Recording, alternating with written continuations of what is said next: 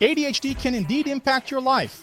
Have you ever felt that if you had the courage to act exactly as you think, everything would be different? People would respect and admire you? Many adults with ADHD are wasting precious time in life because they can't break free from the cycle of self-sabotage. But I developed a method that changed my game, and I'm going to teach it to you in the first link in the description. Is ADHD an advantage? Attention Deficit Hyperactivity Disorder, or ADHD. It's the most studied mental disorder in the world and the most commonly diagnosed in children and adolescents. But what happens inside the brain and body of these people could actually be an advantage. Although some environmental factors like drinking and smoking during pregnancy can trigger changes in the child's brain development, ADHD, it is highly linked to a person's genetics. And most of these genes are directly associated with the brain's reward pathways.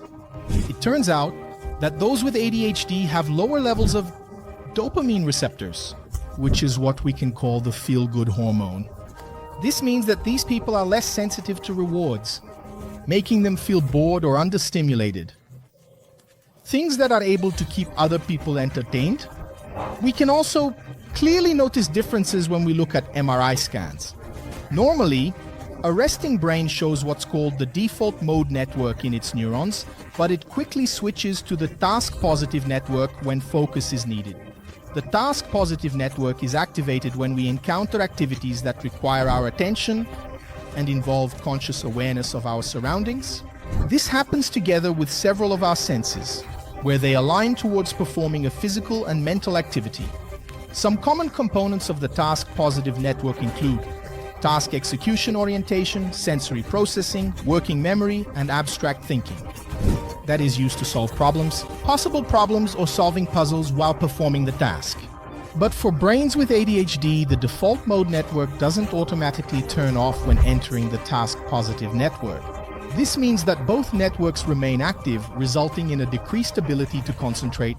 Scientists have also observed a thinner prefrontal cortex in patients with ADHD, which is responsible for attention control, emotional regulation, and inhibition.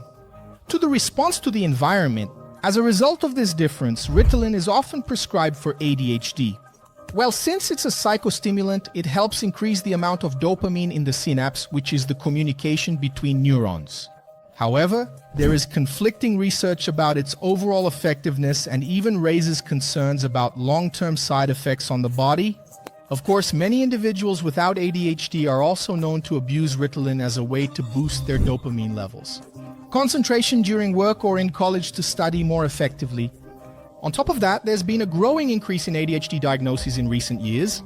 Even when applied correctly, there was a recorded increase of 5% in the number of diagnoses annually between 2003 and 2011 in the United States. Medication prescriptions also followed this pattern, with some reports indicating a 35% increase in prescriptions between 2008 and 2012.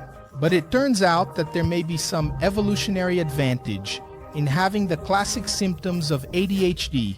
For hunters, gatherers, and nomadic cultures, being restless and hyperactive directly translates to a higher chance of success. In bringing food home and increasing vigilance to protect the offspring, this means a greater chance of survival and passing on their genes.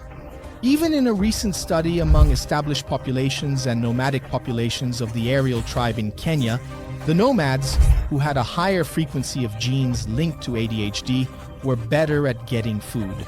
Moreover, studies have routinely shown that those with ADHD tend to be more creative, both in controlled tests and in real life, although they have greater difficulties in putting that creativity into practice if it requires a minimum of organization. Many argue that those with ADHD often think randomly outside the box, which, although it can hinder them in many situations, could be an advantage in scenarios where this type of thinking is essential. Finally, although structured and orderly school environments may not be conducive for children with ADHD, many adults can thrive if they are in the right environment. Studies show that if your high energy is channeled into the right careers, especially those that require great agility and adaptability, this disadvantage can turn into a great asset. So what do you think about that? Do you believe that ADHD could be an advantage or even an evolutionary advantage? Write in the comments because I want to read them. And don't forget to share this video. Subscribe to the channel and get the book ADHD Uncomplicated, Everything Parents Need to Know to Help Their Children.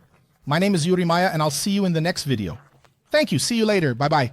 Imagine living in healthy relationships with greater acceptance among you, without fights over forgetfulness, poor communication, or lack of organization. You can learn all of this in the club. ADHD in Action, the toolbox for ADHD. Check it out in the first link in the description.